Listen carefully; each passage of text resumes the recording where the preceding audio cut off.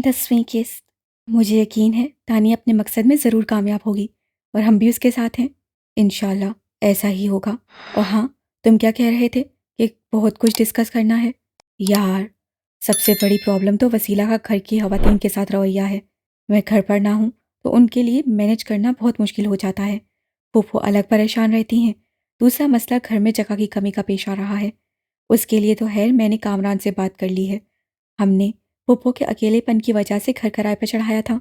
कामरान के लिए अब मैं किसी दूसरी जगह घर देख रहा हूँ। वो भी हमारी मजबूरी समझ रहा है। सही कर रहे हो मोमिन।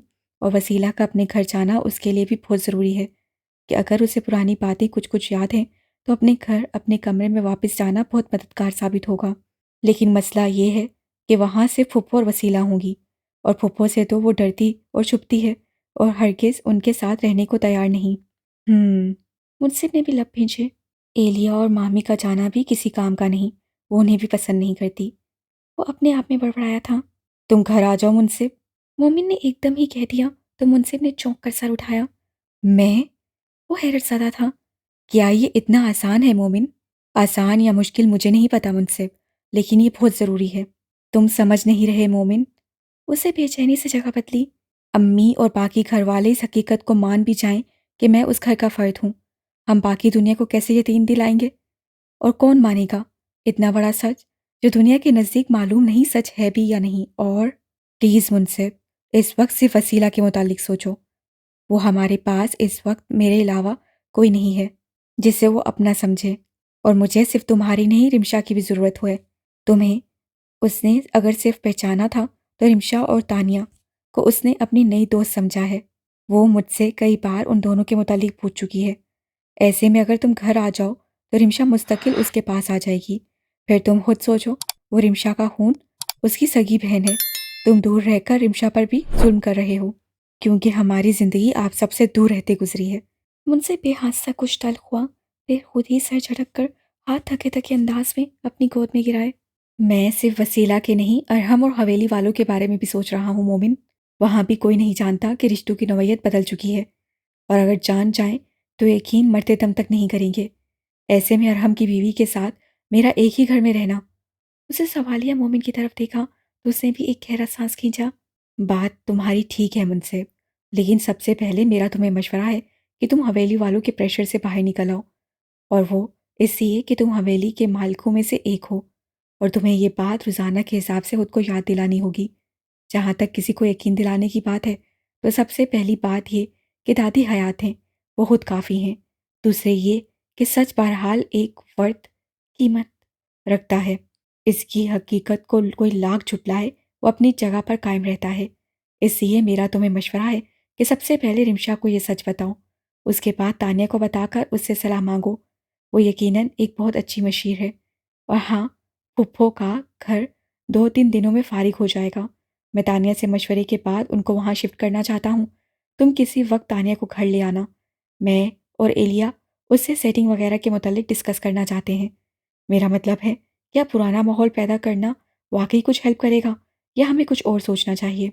ओके, मैं तानिया को जल्दी आपके यहाँ ले आता हूँ। और वो ज़रा देर को रुक कर मुस्कुराया। बड़े भाई के बाकी मशवरों पर भी अमल करने की कोशिश करूँगा। जी, ये बहुत ज़रूरी है। मोमिन ने मसाफा करते गर्मजोशी से उसका हाथ दबाया और जाने की इजाज़त ली। पुप्पो की तबीयत कैसी है? उसे घड़ी साइड टेबल पर रखते अम्मी को देखा। अंदाज कुछ थका थका सा था। घर आते ही 3-3 मरीजों का हाल पूछना पड़ता था और असाबी तौर पर मोमिन खुद को बहुत ढीला महसूस करने लगा था। रुसाना का हाल अगर आजकल वो मुनसिफ से शेयर न कर रहा होता तो हालत शायद कुछ और तक कर गुम होती। खाना वो मुनसिफ के घर से खाकर आया था और अब चाय पीकर पहले कुछ देर अब्बू के पास बैठकर उनकी तबीयत का पूछा था।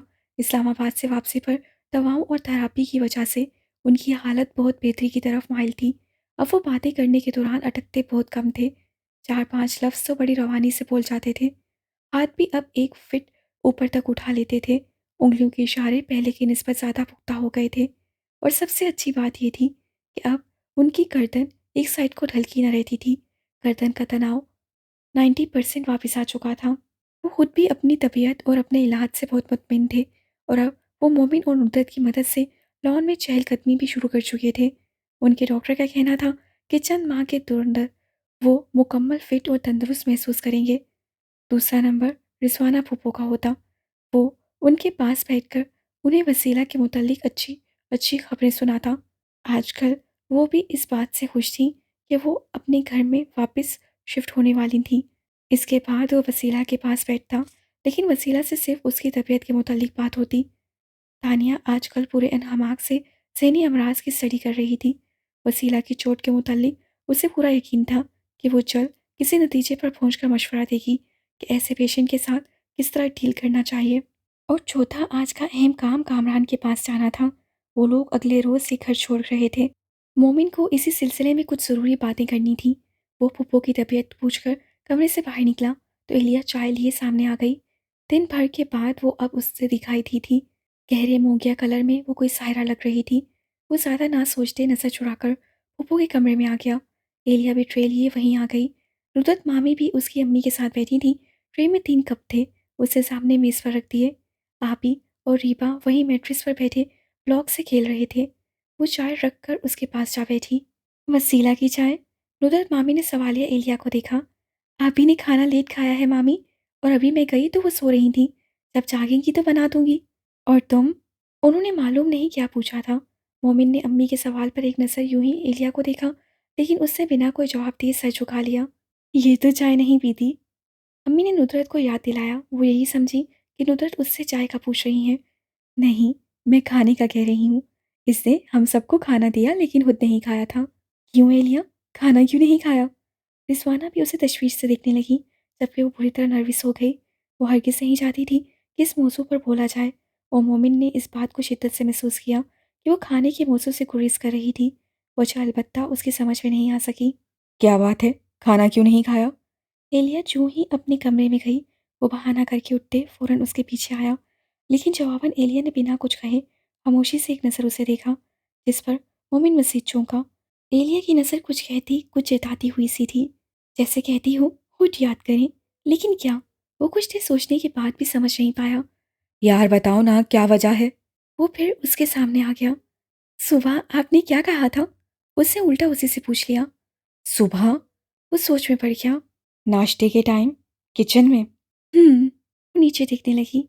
पता नहीं, सुबह तो बहुत सारी बातें हुई। आपने कहा था आइंदा हम एक साथ खाना खाएंगे। उसे झुके सर के साथ याद दिलाया तो मम्मी ने बेआस्ता निचला तब दांतों तले दबाया। वो तो मुनसिफ के घर से खाना खा कर आया था। सॉरी यार, मुनसिफ ने रोक लिया खाने पर। और आपको याद भी तो नहीं थी अपनी बात। वो शिकवा करके पलट गई। कैसे याद होगी, अभी आज पहला नाश्ता ही तो किया है एक साथ। आदत बनाओगी तो भूलेगी ही नहीं। जी। वो सादतमंदी दिखाते फौरन ताकीद करने लगी।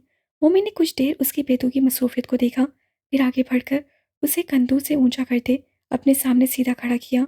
इतना कंसर्न दिखाकर मेरे चैन आराम की दुश्मन ना बनो। जी? वो हैरत से देखने लगी। जुमला बिल्कुल समझ में नहीं आया। अभी मैं बहुत उलझा हुआ हूँ। चाहूँ भी तो अपनी ख्वाहिशात के लिए वक्त निकालना मुमकिन नहीं।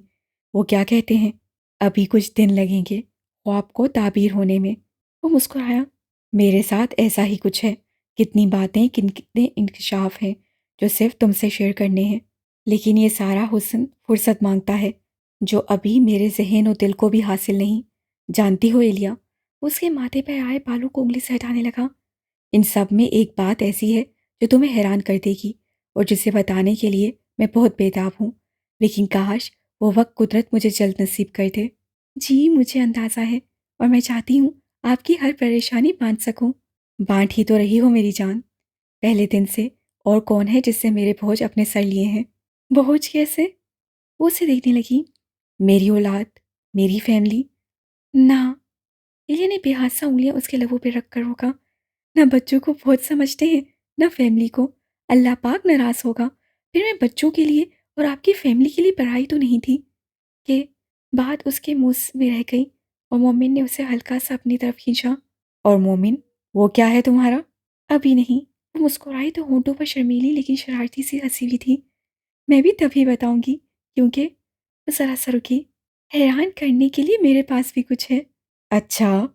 वो गहरी नजर से देखने लगा। फिर तो उस खूबसूरत वक्त को करीब लाने के लिए मेहनत भी डबल करनी पड़ेगी।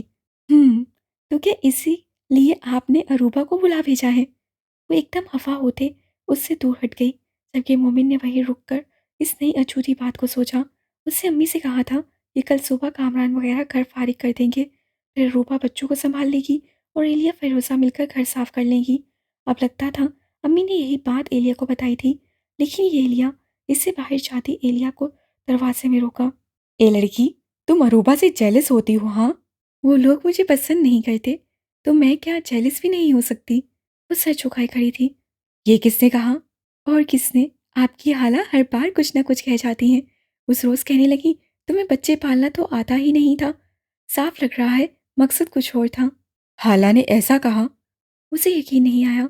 एलिया ने तबसरा नहीं किया और चुप खड़ी रही। अच्छा कहने दो, जब मैं मुतमिन हूँ हमारे बच्चों की तरफ से तो वो कौन है फिक्रें लगाने वाली? मैं बस ये चाहती हूँ कि वो मेहमान बनकर जब दिल चाहे यहाँ आए, लेकिन आप घर के मामलात में कोई एहसान न लिया करें। मैं और फ़िरोज़ा सब कुछ कर लेंगी। बच्चों को संभालने के लिए अम्मी और मामी है ना।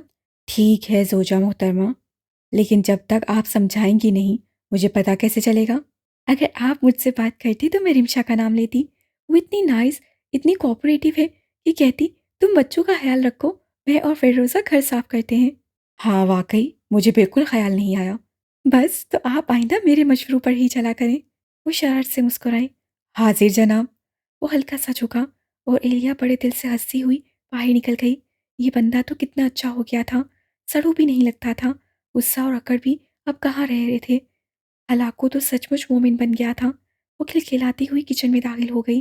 क्या हाल है वसीला, तबीयत कैसी है? तानिया ने क्लच पलंग के किनारे रखा और आगे बढ़कर वसीला से मुसाफा किया। आज वो 2 दिन बाद यहाँ आई थी, वो भी एक खास मकसद के तहत, बहुत अच्छी तरह कुछ प्लान करके और बाकियों से मशवरा करके। उनसे वो मोमिन के साथ उसकी लंबी नशिस्त हुई थी, जिसमें वसीला के मुतालिक बहुत कुछ डिस्कस और तय किया गया था। तानिया अब डॉक्टर तानिया की हैसियत से वसीला का बाकायदा इलाज शुरू करने वाली थी, और आज जब रिमशा यहाँ आने वाली थी तो वो भी उसके साथ आ गई थी। मोमिन से पता चला कि रिजवाना आंटी का घर किराएदारों से खाली करवा लिया गया है, और इन दिनों एलिया वहाँ क्लीनिंग और सेटिंग कर रही थी। तानिया से जब मशवरा किया गया तो उसने यही कहा कि वसीला की यहाँ से रुखसती के वक्त जैसी घर की डेकोर और सेटिंग थी वो ही रखी जाए, क्योंकि नहीं कह सकते कि कब कौन सी बात वसीला के दिमाग को ऐसे छू जाए कि उसे पुरानी हर बात याद आ जाए। और यहीं डिस्कशन के दौरान तानिया के दिमाग में वो छूता आइडिया आया था जिस पर वो अभी वसीला से बात करने वाली थी। रिमशा एलिया की तरफ चली गई थी और वो वसीला से मिलने उसके कमरे में आ गई थी। आप, वो उसे कुछ ऐसी नज़रों से देख रही थी जैसे दिमाग पर जोर दे रही हो। मैं तानिया, आपको बताया था ना, हम यहीं पास में नए आए हैं। जी जी, वो दूसरी लड़की भी थी। वसीला याद दिलाए जाने पर शर्मिंदा हो गई। जी, उसका नाम रिमशा है, वो भी आई है। और आप सुनाए, जख्म तो माशाल्लाह बिल्कुल ठीक लग रहा है। वसीला ने उसके सर की तरफ देखा। डॉक्टर ने अब ड्रेसिंग बंद कर दी थी। उसके हिसाब से अब चोट वाली जगह को ओपन रखना ज़्यादा बेहतर था। और सुनाए, वो मोमिन भाई आते रहते हैं। तानी ने मोहतात किस्म का आगाज़ किया। उसे अब वसीला को ज़्यादा से ज़्यादा बोलने का मौका देना था, ताकि पता चले कि वो अंदर ही अंदर क्या सोचती रहती है और कैसा महसूस करती है। ये देखना भी बहुत ज़रूरी था कि आया उसकी कैफियत अब तक वही एक सी है या फिर हर बदलते दिन के साथ मुख्तलिफ होती रहती है। जी, बस उनका वही है। वसीला ने अजीब नागवारी का मुंह बनाया। आते तो हैं, लेकिन मुझे यहाँ से निकालने की बात नहीं करते। नहीं वसीला, ऐसी बात नहीं है, बस मजबूरियाँ होती हैं। वैसे मैं आपको ये बताने आई हूँ कि कल मैं और रिमशा मियानदम जा रही हैं, तो हम कोशिश करेंगी कि आपको भी यहाँ से निकाल ले जाए। अच्छा, सच? वसीला एकदम पलंग से उठ गई। ऐसा हो सकता है तानिया? आप दुआ करें वसीला कि हम अपने मिशन में कामयाब हो जाए। आप बस तैयार रहना। तानिया ने सोची समझी स्कीम के तहत वसीला को अपना प्लान बताया, और वसीला की आंखें चमक उठी। मैं बहुत खुश हूँ तानिया, और मैं आपको अपनी अम्मी और बहनों से मिलवाऊंगी। आप, वो जरा सा रुकी, आप वहाँ मुझसे मिलने आएंगी ना? हाँ, बिल्कुल ज़रूर आऊंगी। आपकी अम्मी और बहनों से मिलने का मुझे भी बहुत शौक हो रहा है। क्या नाम है आपकी अम्मी और बहनों के? हाँ अम्मी। वो कुछ कहते कहते रुक गई। हाँ मुझे आता है। उससे जैसे वक्त मांगा और सोचने भी लगी, लेकिन सहन पे जोर देना जैसे तकलीफ साबित हो रहा था। उससे तानिया की तरफ देखा तो चेहरे पर मायूसी सी थी। शायद मैं भूल रही हूँ। और बहनों के नाम? वो फिर सोचने लगी और इस बार चेहरा हाथों में दिए रोने ही लग गई। मुझे उन सब के नाम क्यों भूल गए? अरे कोई बात नहीं वसीला, आप आजकल दवाइयाँ ले रही हैं ना, तो हालत ऐसे ही नींद और सुकून वाली हो जाती है। ऐसे में ये सब नॉर्मल है। It's okay. तानिया ने फ़ौरन दिल में इरादा किया कि अब वो ऐसे हसास सवाल हरगिज़ नहीं पूछेगी। उसे अब वसीला से मामूल की आम बात गुफ्तगू करनी थी, जिससे वो अच्छा और बेहतर महसूस कर सके। मैं मुनसिफ को कॉल करती हूँ, उन्होंने हमें लेने आना था। मुनसिफ? वसीला ने ज़ेरे लब दोहराया, तो तानिया ने मोबाइल उठाते चौंक कर वसीला को देखा। वो एक बार फिर अपने ज़हन पर जोर दे रही थी। वो जो उस दिन वर्दी में आए थे, मोमिन भाई के दोस्त। तानिया ने याद दिलाने की कोशिश की, तो वसीला को भी याद आ गया। मुस्कुराकर सर हिला दिया। वो रिमशा के भाई भी हैं ना? तानिया ने मज़ीद बताया। तो वो नहीं जाएंगे मेयांदम? वो? तानिया ने जैसे सोचने का वक्त लिया। अरे नहीं, यहाँ तो वो किसी काम से आए हुए थे। वो तो मियांदम पुलिस स्टेशन में इंस्पेक्टर है, शायद वहीं हमें लेकर जाएंगे। मैं बहुत खुश हूँ मियांदम जाने के लिए। वो बच्चों की तरह ना सिर्फ चहकी, बल्कि खुशी से उसकी पलकें भी भीग गई थीं। तानिया का दिल मोम की तरह पिघला। वसीला की एक मुकम्मल सेहतयाबी के लिए ढेरों दुआएं निकली, और इस वक्त तानिया को हकीकतन अपनी कामयाबी से कहीं ज़्यादा वसीला के मुस्तकबिल की फ़िक्र लाहक हुई थी। वो मासूम परी सी लड़की खुद भी नहीं जानती थी कि वो कितनी अजियत झेल रही थी, और ना जाने इस हाल को पहुंचने तक कितना कुछ और भी सह चुकी थी। मोमिन घर में दाखिल हुआ तो हर तरफ अजीब सी गहमा गहमी नजर आई। अपने कमरे में दाखिल हुआ तो सामना रिमशा से हुआ। वो रीबा को उठाए यहाँ वहाँ टहल रही थी। मोमिन उल्टे कदमों बाहर निकला, वसीला की तरफ आया तो वहाँ तानिया को बैठे देखा। अम्मी के कमरे में पुप्पो और अम्मी आबी को संभाले हुई थी। नहीं दिखाई दी थी तो वो आंखों की ठंडक, दिल का करार। वो पापा को सलाम करके कुछ देर उनसे बातचीत करके बाहर निकला और दरमियानी दरवाजे से पुप्पो के घर में दाखिल हुआ। कामरान वगैरह पिछले रोज ही घर खाली करके जा चुके थे। फर्श तक धुला हुआ गीला फर्श बताता था कि बेगम साहिबा जी जान से काम में लगी हैं। पिछली रात वो कह रही थी फिरोजा के साथ मिलकर सफाई करेगी। वो मुख्तात अंदाज में चलता अंदर दाखिल हुआ। बड़ा कमरा भी साफ सुथरा दिखाई दे रहा था। उससे किचन में झांका, कोई दिखाई नहीं दिया। बारी बारी तीनों कमरे देखे, वो भी खाली मिले। वॉशरूम भी खुले थे। पता नहीं वो दोनों कहीं नजर क्यों नहीं आ रही थी। वो अब कुछ परेशान होने लगा था। फूफो के घर का एक ही सामने का सहन और पोर्च था, बाकी सब बिल्डिंग एरिया था। वो आखिरी कमरे से निकलकर वापस जाने वाला था जब खटके की आवाज़ पर चौंका। कमरे के दाहिने हाथ कोने में स्टोर रूम था। आवाज़ वहाँ से आई थी। उसे सुकून का सांस लिया। दोनों यकीनन वहीं घुसी थी। वो स्टोर रूम के दरवाजे में आया। कमरे में अंधेरा सा था। उसे हैरत से अंदर झांका। एलिया, तुम हो यहाँ? आप? नींद तारीकी में एलिया की घबराई सी आवाज़ सुनाई दी। वो पूरा अंदर दाखिल हो गया। बाहर से जितनी रोशनी आ रही थी उसी में नजर आया कि एलिया वहाँ अकेली खड़ी थी। तुम अकेली हो यहाँ? वो करीब आया। वो फिरोजा कहाँ है? जी, वो 12 बजे घर चली गई थी। उससे अपने बच्चों के लिए खाना बनाना था। कह रही थी 3 बजे तक वापस आ जाएगी। तो यार तुम भी घर आ जाती, अकेली क्या कर रही हो? वो हमने सारा घर साफ किया तो बहुत सारा फालतू सामान यहाँ स्टोर रूम में रखने का था। मैं यहाँ आई तो देखा बल्ब फ्यूज है। मैंने सोचा फिरोजा के आने से पहले बल्ब लगा लूं। उसे हाथ में पकड़ा बल्ब सामने किया। मम्मी ने देखा कि एक ऊंचा लेकिन कदरे कमजोर सा स्टूल भी दीवार के साथ लगा हुआ था, और जिस पर यकीनन अब वो चढ़ने वाली थी। अकेले में कोई उल्टा सीधा काम मत किया करो, लाओ इधर दो। उसे हाथ आगे किया तो एलिया ने बल्ब मोमिन की तरफ बढ़ाया। और तुम तो गीली भी हो। मोमिन के आंसू तन गए। एलिया के आसीन से पानी टपक रहा था। उससे नीचे देखा, पाँव में जूते भी नहीं थे। पागल हो एलिया? वो उसे गुस्से से देख रहा था। तुम इस भीगे हुलिये में बिजली का काम करने वाली थी। करंट लग सकता है।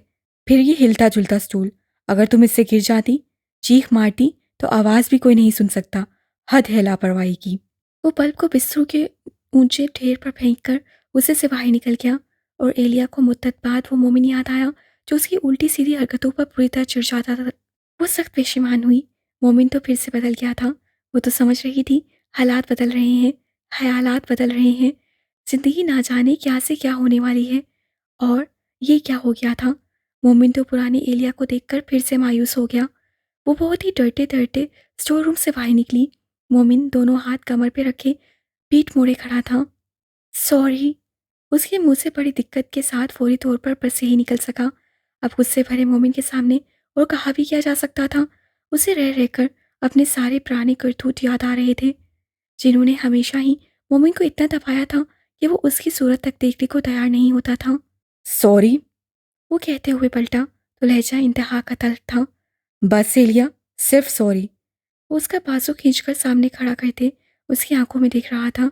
तुम्हें कुछ हो जाता तो इस सॉरी की नौबत भी ना आती। और मेरे बारे में सोचो, क्या मैं तुम्हें कुछ होता देख सकता हूँ? क्या अब मैं कोई नुकसान अफोर्ड कर सकता हूँ? ईंट, पत्थर या लोहे का समझ रखा है? उससे एलिया का बाजू झटका। कब तक बर्दाश्त करूं और क्या क्या बर्दाश्त करूं? प्लीज मोमिन, माफ कर दे, मैं आइंदा। वो रो देने को हो गई। आइंदा ऐसा कुछ होना भी नहीं चाहिए एलिया। वो उसे कहर भरी नजरों से देख रहा था। हमारे हालात पे गौर करो और जरा मेरी हालत का अंदाजा लगाओ। मेरी समझ में नहीं आता कि मैं पापा को, फुप्पो को, वसीला को कैसे चुटकी बजाते पहले जैसा कर दूं। हल ढूंढने बैठता हूं तो मजबूरियां, रुकावटें पहाड़ जैसी सामने आई खड़ी होती हैं। ऐसे में बस बच्चे, अम्मी और तुम हो जिन्हें देखकर लफ्ज़ सुकून से पहचान होती है। मेरी मुश्किलें मत बढ़ाओ। सच में ये इतनी बड़ी बात नहीं थी, आप बिला वजह। वो अपनी तरफ से शायद तसल्ली देना चाहती थी, लेकिन मोमिन ने उसे खींचकर अपने मुकाबिल खड़ा किया, पर यूं कि आंखों में, चेहरे पर अभी तक दृष्टि थी। बिला वजह नहीं एलिया, मेरा ये गुस्सा, ये वहम बिला वजह नहीं है। अभी पिछले रोज तुम्हें बताया कि मेरे पास कुछ है तुम्हें हैरान करने के लिए। सोचा था वो बात किसी बहुत खूबसूरत लम्हे में बताने की है, लेकिन मुझे तो शायद मौका महल भी रास नहीं आता, तभी आज ऐसी सिचुएशन में बताना पड़ रहा है। उससे एक आ भरी। तुम्हारे लिए मेरी परेशानी, मेरे वहम और ये कंसर्न जानती हो क्यों है? वो उसकी आंखों में देख रहा था। एलिया के लिए तो और कहीं देखने की गुंजाइश ही ना थी। तुम समझती हो मोमिन को मोहब्बत हुई है तुमसे, है ना? उसे ताकीद चाहिए। गलत नहीं समझती, ये सच है, मुझे मोहब्बत हुई है। लेकिन तुम नहीं जानती, एलिया के मोमिन अहमद को जिंदगी में पहली बार मोहब्बत हुई है। सुन रही हो? पहली बार। उसने एलिया के दोनों कंधों पर अपने हाथों का दबाव बढ़ाया और वो सुन तो रही थी, लेकिन समझ वाकई नहीं पा रही थी। तभी तो चेहरे का एक्सप्रेशन ही नहीं बदला। वो उसे खाली खाली नजरों से देख रही थी। मोमिन ने बहुत करीब से कुछ देर जी भरकर उसकी शक्ल को देखा, फिर बेहद सा हंस दिया। जाओ एलिया, अब इस बात पर पूरी रात लगाकर गौर करो, इसे समझो, और जब लगे कि हजम हो गई है तब मैं आगे कुछ बताऊंगा। वो जो खुद अपनी कैफियत से हफ्तों हुए बुलाया बुलाया फिर रहा था, आज एकदम हल्का फुल्का महसूस करते वापस पलट गया। और एलिया अपने कानों में कुछ नई नई धुनों की घंटियां सी बजती सुनने लगी। मोमिन बिल्कुल सही कह रहा है मुनसिब, तुम्हें अब वहाँ रहना चाहिए। तुम चाहे समझो या नहीं, लेकिन रिजवाना आंटी तुम्हारी बहन, वो घर, सब कुछ अब तुम्हारी जिम्मेदारी है। और वसीला? मुनसिब ने अपनी भारी पलकों का बोझ हल्का सा ऊपर उठाया। मानती हूँ, जरा उलझी हुई सूरत हाल है, लेकिन फिलहाल तुम मोमिन की मुश्किलात पे गौर करो। वो इस वक्त बहुत अकेला पड़ रहा है, उसे तुम्हारी मदद की जरूरत है। मेमूना कल आ रही है ना, तो पहले बहनों को बताओ और फिर वहाँ हम सब मिलकर बताते हैं। और दादी? मुनसिब ने सवालिया एक नज़र ही देखा और तानिया उसकी बात का मतलब समझ गई। तो तुम्हें लगता है उनकी मौजूदगी भी ज़रूरी है? सिर्फ ज़रूरी नहीं तानिया, ये सारी बात कहनी ही उन्हें चाहिए। सारी बहस, अगर मगर, लेकिन वेकिन अपने आप सिमट जाएंगे। तो फिर क्या लगता है ये कैसे मुमकिन है? मैं बहुत दिनों से इस सब पर सोच रहा हूँ। दादी वहाँ हवेली में वैसे भी बड़ा मुश्किल वक्त काट रही हैं। मैं मेमूना और अनीस से कहता हूँ कि वो आने से पहले दादी को लेने हवेली जाएं, और अगर वो ना आने दें तो एसआई शफकत की मदद ले ली जाए। मेमूना दादी को समझाए कि वो खुद पुलिस में बयान दे कि वो अपनी बीमार पोती से मिलने जाना चाहती हैं और उन्हें जाने नहीं दिया जा रहा। उनके खिलाफ तो वैसे भी रिपोर्ट दर्ज है। इधर वसीला के बयान का सबको इंतज़ार है। मैं इस सारे मामले को खुद देखकर दादी को बुलवाता हूँ और फिर जाने भी नहीं दूंगा। वो यहीं रहेंगी हमारे साथ। ये तो और भी अच्छा है। अरे तुम लोग उठो भी, हम लेट हो रहे हैं। वहाँ सब हमारा इंतजार कर रहे होंगे। रिमशा कुछ शोर डालती हुई अंदर दाखिल हुई तो दोनों भी चौंके। हाँ बिल्कुल, शाम तो होने वाली है और यही टाइम तय हुआ था। ताने भी उठ खड़ी हुई, फिर मुनसिब को देखा। तुम वर्दी पहन लो, याद है ना वो सब? हाँ सब याद है, और बाकी बातें रास्ते में दोहरा लेंगे। मुनसिब भी उछल में उठा। बस अब दुआ है कि इस सब का अच्छा असर पड़े और शायद उसे कुछ याद आ जाए। तान्या का लहजा मालूम नहीं क्यों, लेकिन मुनसिब को कुछ बुझा बुझा सा लगा। तुम कुछ मायूस सी क्यों लग रही हो? मुनसिब उसे बागौर देखते हुए वहीं रुक गया। इसलिए कि ये कोशिशें एक हेला जरूर है। लेकिन मुझे वसीला की ज़हनी हालत अभी इतनी स्टेबल नहीं लगती। शायद ये सब इतना आसान नहीं है, लेकिन है, हमने हिम्मत नहीं हारनी। हाँ, और फिलहाल हमें बस यही याद रखने की ज़रूरत है कि हिम्मत नहीं हारनी। और मुझे लगता है तुम वसीला की ज़हनी हालत से ज़्यादा अपनी ज़िम्मेदारी के हवाले से नर्वस हो। मुझसे ने साफ गोई से तज्जिया किया, जिस पर तानिया शर्मिंदा सी हंस पड़ी, क्योंकि बात यही थी, उसे ये चैलेंज अपनी अहलियत के हिसाब से बहुत बड़ा लग रहा था। बहरहाल वो अल्लाह पाक की ज़ात से मायूस ना थी। उठो वसीला, हमें अभी यहाँ से निकलना है। नीम तारीख उस तहखाने की कैद में आज ये किसकी आवाज़ थी जो उसे मौत से ज़िंदगी की तरफ खींचती सी महसूस हुई थी। वसीला सोते से उठी तो ढीले चूड़े में बंधे बाल बिखर कर कंधों पर आ गए। कौन? वो अपनी आंखें पूरा जोर लगाकर खोल रही थी। मैं हूँ तानिया, मेरे साथ रिमशा है, और बाहर एएसआई मुंशी प्रसाद भी हमारी मदद करने के लिए रेडी खड़े हैं। ताने की आवाज़ सरगोशी जैसी थी, और वो मुख्तात अंदाज में इधर उधर देखते उसे अपना प्लान बता रही थी। ये प्लान ताने ने मुंसिफ और मोमिन के साथ मशवरे के बाद बनाया था। वसीला ने जब उसे कहा कि वो अपनी माँ के पास म्यांदम जाना चाहती है, तो उन्हें पहली मर्तबा समझ में आया कि वसीला इस जगह को कुछ और समझ रही है, और जो जगह भी समझ रही है उससे खुश बिल्कुल नहीं है, और यहाँ से निकलना चाहती है। तब ताने ने मशवरा दिया कि जब उन सब ने मोमिन के घर से रिजवाना आंटी के घर में शिफ्ट होना ही है, तो वसीला पर यह ज़ाहिर क्यों ना किया जाए कि उसे उस नापसंदीदा मुकाम से उसके घर उसके म्यांदम ले जाया जा रहा है, और अब वो सब इस मंसूबे पर अमल करने के लिए यहाँ इकट्ठे हुए थे। क्या करना है? वसीला अब मुकम्मल बेदार हो चुकी थी और तानिया को पहचान भी चुकी थी। हम तुम्हें म्यांदम ले जाने आए हैं। तानिया ने उसे मुस्कुराकर देखा। बाहर कोई नहीं है। वो खौफसदा नज़रों से तानिया को देख रही थी। हाँ वसीला, फिलहाल तो बाहर कोई नहीं है। तुम बस देर मत करो, हमें अभी के अभी निकलना है। तानिया ने उसे कंधे से पकड़कर उठने में मदद दी, और उसी वक्त दरवाजे से रिमशा ने अंदर झांका। जल्दी करो, मुंसिफ इंतजार कर रहा है। उसकी आवाज़ ही मध्यम थी। वसीला के कदमों में खुद ब खुद तेज़ी आई। वो बेचारी लड़कियां खतरा मोल लेकर उससे हमदर्दी कर रही थीं। उससे भी फ़ौरन पेशकदमी की। हालांकि तेज़ी के साथ उठने से सर में दर्द की शिद्दत लहर उठी थी, लेकिन वो सर पर हल्का सा हाथ रखते बाहर निकल आई। बाहर भी अंधेरा था। तानी और रिमशा उसे सीधा घर से बाहर निकाल लाई। अंधेरे में कुछ ठीक से दिखाई नहीं दे रहा था। उसे एक जीप में लाकर बिठा दिया गया। चलें। एक मर्दाना आवाज़ पर वसीला ने चौंक कर सर उठाया। वो मुंसिफ था। अपनी फुल वर्दी में मुलबूस दोनों की एक दूसरे से नजरें मिली।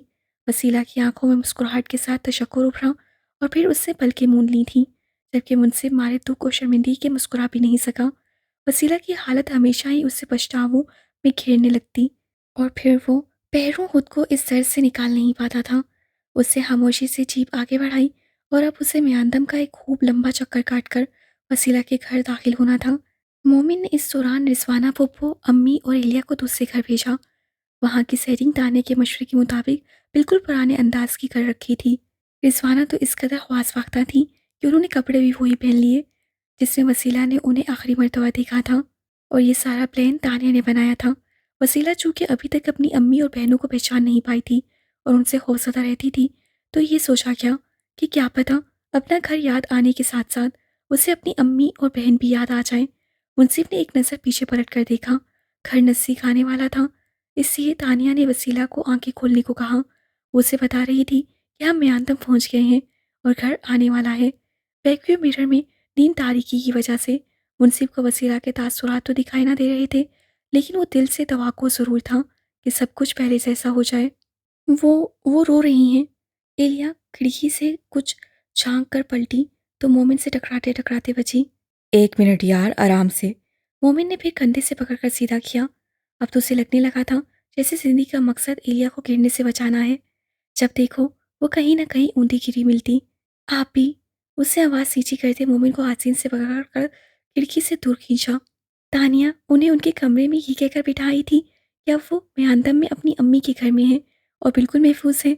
हमने कुछ देर के लिए उन्हें अकेला छोड़ दिया था ताकि वो अपने कमरे की चीज़ों को देखें और पहचाने, लेकिन आप ही तो रो रही हैं। हम्म, तो मेरा ख्याल है कि तानिया को ही कमरे में भेजते हैं। वसीला सिर्फ उसी को बता सकती है कि उसे क्या मसला है। मोमिन फौरन पलटकर बड़े कमरे में आया और तानिया को सूरत हाल बताई। अल्लाह करे सब खैरियत हो। रिजवाना का तो सुनकर ही चेहरा उतर गया। परेशान ना हो आंटी, क्या पता वो इमोशनल हो गई हूँ। रिमशा ने तसल्ली देने की कोशिश की, हालांकि अंदर से दिल बहुत डर गया था। तानिया इस दौरान कमरे की तरफ बढ़ गई। अरे वसीला, क्या हुआ आपको? तानिया तेजी से उसकी तरफ बढ़ी। वो चेहरा हाथों में छुपाए बहुत शिद्दत से रो रही थी। मुझे यहाँ से ले चलें तानिया, प्लीज़। आप मुझे अपने घर ले जाएं, या कम से कम किसी हॉस्पिटल ही छोड़ दें। यहाँ वो एकदम भुखलाई हुई सी थी। तानिया ने करीब बैठकर उसका हाथ थामा। अच्छा भाई, ठीक है, जहाँ आप कहेंगी वहीं ले जाऊंगी, लेकिन पहले मुझे अपने रोने की वजह तो बताएं। आपने कहा था आप मुझे मेहंदम ले जा रही हैं, मेरी अम्मी के घर। तो तो फिर वो सब औरतें यहाँ क्यों आ गई हैं? वो सब मेरा पीछा क्यों नहीं छोड़ रही? मुझे उनसे निजात कब मिलेगी? मिलेगी या नहीं? वसीला के आंसू झरझर बह रहे थे। गले से हिचकियां और सिसकियों की आवाज़ उसकी बात को लगातार बीच बीच में अटकाई जा रही थी। तानिया का दिल उसकी बात सुनते ही भुच सा गया। तो उनका पहला प्लान नाकाम साबित हुआ था। वसीला बावजूद अपने घर आ जाने की अपनी फैमिली की पहचान नहीं कर पाई थी। वसीला, ये आपकी अम्मी, मामी नुदरत और बहन एलिया ही हैं। आप प्लीज़ ज़रा अपने जहन पे जोर दें। तानिया ने उसे याद दिलाने की कोशिश की, लेकिन वो जवाबन तानिया को यूं देखने लगी जैसे उसकी दिमागी हालत पर शक कर रही हो। आप नहीं जानती तानिया, वसीला ने अपनी आंखें साफ की। आप यहाँ नहीं आई हैं ना? ज़रूर इन लोगों ने झांसा देने के लिए आपके साथ गलत बयानी की है। ये मेरी अम्मी वगैरह नहीं है। तो ये कौन औरतें हैं वसीला? तानिया ने सोचा, आज पूछ ही ले कि आखिर वो इन सब से क्यों इतना डरती है। ये वसीला एकदम किसी गहरी सोच में पड़ गई। उसे एक बंद हफ्सदा कमरा याद आया। सफ़ेद आंखों वाली एक अजीब सी औरत, अपना बेहोश होकर गिरना, एक मोटी ताज़ी औरत का उसे सीढ़ियों जैसी जगह से धक्का देना, एक तेज चुभती आंखों वाली औरत का उस पर चीखना चिल्लाना। लेकिन वसीला ने अपने जहन पर जोर दिया। वो सब औरतें कौन थीं और क्या चाहती थीं? उनके नाम क्या थे? उनसे वसीला का रिश्ता क्या था? और दुश्मनी? वसीला ने सर को दोनों हाथों से थाम लिया। उसे चंद धुंधले मनासे के अलावा और कुछ भी याद नहीं आ रहा था। वसीला, आपका शौहर कहाँ है? तानी को अचानक एक ख्याल आया। बहुत दिन पहले मोमिन ने भी उससे यही कहा था कि वसीला से अरहम के हवाले से अब तक कोई सवाल नहीं किया गया। शौहर? वह हैरत से तानिया को देखने लगी, पर एकदम से हंस पड़ी। आपको किसी ने गलत बताया है, मेरी तो शादी ही नहीं हुई। तो अरहम? तानिया ने थोड़ा रुक कर पिलाकर पूछ ही लिया। अरहम? वसीला ने माथा सुकेड़ कर कुछ देर सोचा। उससे तो ये नाम ही पहली बार सुना था। कौन अरहम? वो खाली खाली नसों से तानिया को देख रही थी। नहीं, शायद मैं ही भूलती हूँ। वो उसे कंधे पर नरमी से थपकी देते मुस्कुरा पड़ी। उसी वक्त मोमिन ने कमरे में झांका। उनसे भी साथ था। क्या हुआ वसीला, सब हैरियत है? मोमिन ने निहायत नर्म लहजे में कहते करीब आने की कोशिश की, लेकिन वसीला ने गुस्से से मुंह फेर लिया। मोमिन ने सवालिया नजर तानिया पर डाली, जिस पर वो अपनी जगह से उठते बाहर को खिसक गई। उसे मोमिन को कुछ बताना था, लेकिन जाहिर है कि वसीला के सामने नहीं। मोमिन ने भी फौरन पेशकदमी की। बाहर आकर तानिया ने वसीला की बातें मोमिन के सामने दोहरा दी। मुझे लगता है मोमिन भाई, वो आप पर इसलिए गुस्सा है कि आप उन सब औरतों को यहाँ साथ क्यों लाए हैं। उसने अभी तक अपनी अम्मी वगैरह को नहीं पहचाना। उसे एक गहरा सांस लेते हुए हाथ कमर पे रखे। अब इसका क्या करें? मैं कुछ कहूँ? मुंसिफ उसी वक्त कमरे से बाहर निकला। दोनों हैरत से पलटे। आप दोनों के बाहर निकलते ही वसीला ने मुझे रोक लिया और कहने लगी कि मैं उसकी मदद करूं। उसने मुझे भी यही सारी बातें बताई और कहा मैं इन 3 औरतों को किसी तरह इस घर से निकाल दूं। ओह, तो अब क्या कहें वसीला से? मोमिन के चेहरे पर तशवीश की लहरें लिए रही थी। मैं तो कह आया। मुंसिफ ने लब भींचकर कुछ हिचकिचाते हुए मोमिन को देखा। क्या? तानिया आगे बढ़ी। मैंने वसीला से कहा कि हम इन औरतों को जानबूझकर साथ लाए हैं। कुछ दिन हम उन्हें अपने साथ रखेंगे, इन पर नज़र रखेंगे, और फिर जैसे ही उन्होंने कोई मशकूक हरकत की, उनको पकड़कर बंद कर देंगे। लेकिन इस दौरान हम उनसे नॉर्मल रवैया रखेंगे ताकि उनको कुछ शक ना हो। और अब पता नहीं कि ये सब ठीक हुआ या गलत, लेकिन बिल्कुल सही। तानिया पुरजोश हुई। इस तरह हमें इन तीनों को कहीं छुपाने और वसीला से दूर करने की जरूरत नहीं पड़ेगी। लेकिन वो इन सब से डरती तो इसी तरह रहेगी ना? मोमिन कुछ मुतमईन नहीं था। तो फिर ये एएसआई साहब है ना? तानिया मुस्कुराई। उन्हें ले आए, यहाँ खींचकर। हाँ, अब तो लाना ही पड़ेगा। मोमिन भी हंस दिया। अब ड्रामा रचाया है तो डायरेक्ट भी खुद करें। लेकिन लेकिन कुछ नहीं मुनसिफ। अब दादी आ रही हैं तो हर बात यूं भी खुलने वाली है। तुम रिमशा और दादी समेत यहाँ आ जाओ। यहाँ सिर्फ वसीला और फुप्पो हैं। दादी और रिमशा की वजह से वसीला घर में आज़ादी से घूमना फिरना कर सकेगी। तानिया वगैरह उसे म्यांदम घुमाने ले जाया करेंगी तो उसका ज़हन बहुत कुछ सोचने पर खुद बहुत मजबूर हो जाएगा। और जाहिर है ये काम एलिया नहीं कर सकती। मेरे लिए तो रिमशा को बताना भी मुश्किल हो रहा है। मैं हूं ना, दादी आ जाए फिर मैं और वो मिलकर समझा लेंगे। फिलहाल के लिए एक छोटी सी कामयाबी जो हमें हासिल हुई है वो ये है कि वसीला इस घर को घर समझने लगी है, वरना आपके घर में वो जिस कमरे में थी उससे भी नाखुश थी। और जाहिर है कि ये सोच उसके अपने दिमाग के लिए भी बहुत दबाव का बायस रही होगी। हाँ, ये वाकई एक अच्छा साइन है। और अब जल्द अज जल्द उसके आसपास कुछ नए चेहरों को लाना बहुत ज़रूरी है जिनसे वो किसी भी हवाले से खौफज़दा नहीं है।